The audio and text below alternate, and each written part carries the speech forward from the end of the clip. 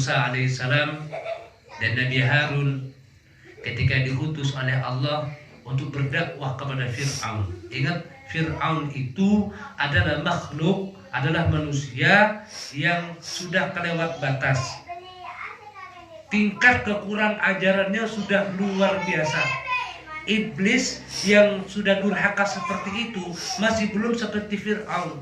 Fir'aun bahkan mengaku dirinya sebagai Tuhan. Tetapi walaupun Fir'aun ini telah mengaku sebagai Tuhan dan dia sudah melampaui batas, Allah tidak menyebutnya macam-macam.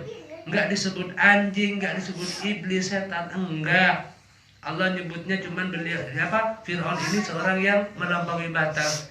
Idhaba ila fir'auna innahu tagha. Wahai Musa dan Fir'aun, pergilah kamu berdua kepada Fir'aun.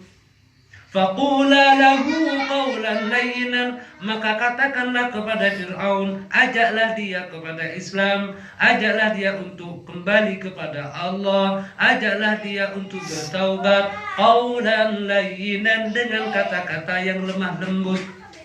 Bukan kamu marah-marah, bukan kamu maki-maki. Disebut dengan binatang, disebut dengan setan, enggak. Padahal yang diutus ini adalah manusia terbaik pada saat itu untuk menghadapi seorang manusia terbejat sebagai Fir'aun. La'allahu yatadhakkaru aw yakhsha, barangkali dia mau menerima peringatan dan kemudian dia menjadi takut. Ini yang diajarkan oleh Allah Subhanahu wa taala.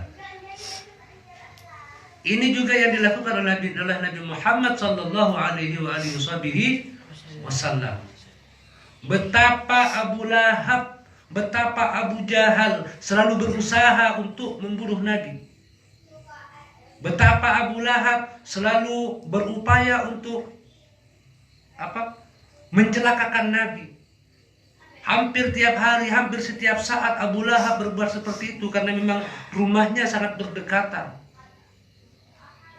Tetapi tidak pernah keluar sekalipun dari Rasulullah SAW sumpah serapah dan maki-maki.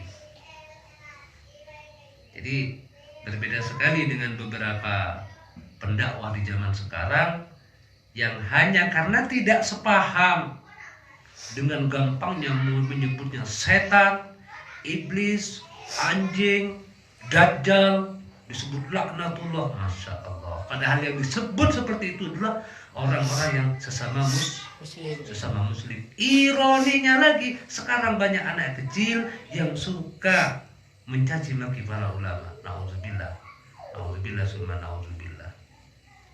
Padahal di zaman dulu anak-anak ya ada beberapa syekh yang punya santri, yang punya murid, kalau sudah alim itu dimuliakan juga. Seringkali sang kiai ini kemudian berdiri hanya untuk menyebut muridnya karena muridnya pinter, karena muridnya alim.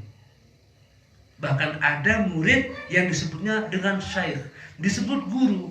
Guru memanggil muridnya itu dengan sebutan guru. Kenapa? Karena ini memuliakan ulama.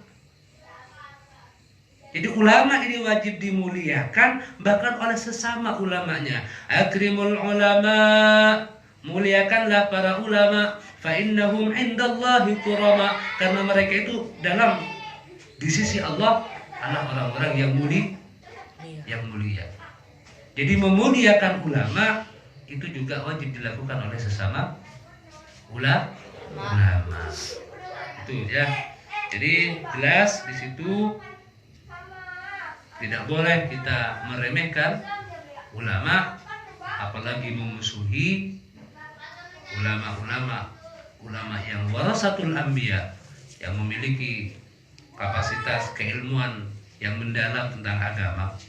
Kemudian kedalaman ilmunya ini sesuai dengan perilaku dan tingkah lakunya. Dan yang ketiga, dia ini senantiasa menebar kasih sayang kepada sesama.